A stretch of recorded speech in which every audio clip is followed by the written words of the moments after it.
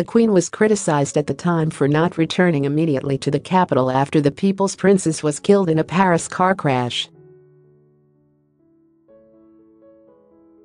The monarch also initially refused to fly the flag at Buckingham Palace at half-mast. Her decision was met with indignation by a nation reeling from Diana's untimely death. Revealed how Tony Blair looked to the Queen to keep his secrets. Queen dragged into Brexit. Delaying Remainers risk full-blown crises, but Her Majesty had a very good reason for taking the course of action she did.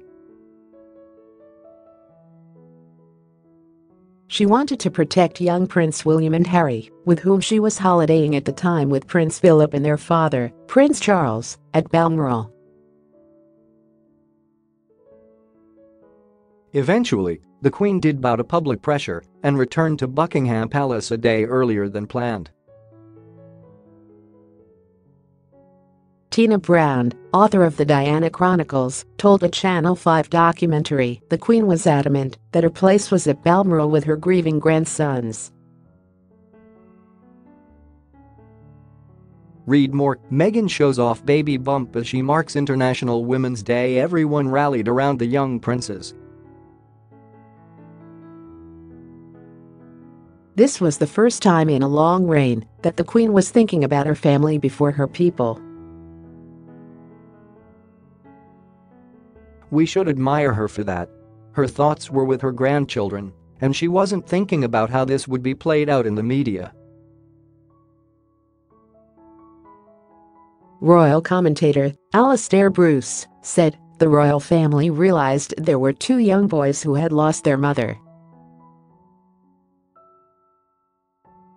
Revealed how Anne helped keep Queen together during Diana crisis, how Duchess saved royal family after Princess Diana's tragic death. I don't think there's a human being alive who doesn't respond to that as an important thing.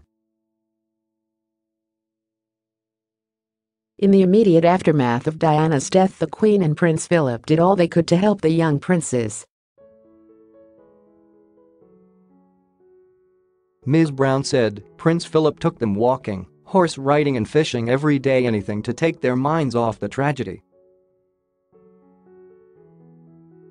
Then Prime Minister Tony Blair, who coined the phrase "People's Princesses," told a BBC documentary she was most worried about the impact on the boys, obviously sad about Diana, and concerned about the monarchy itself because the Queen has a very strong instinct about public opinion and how it plays out, and, in that first conversation, we agreed to keep closely in touch with it.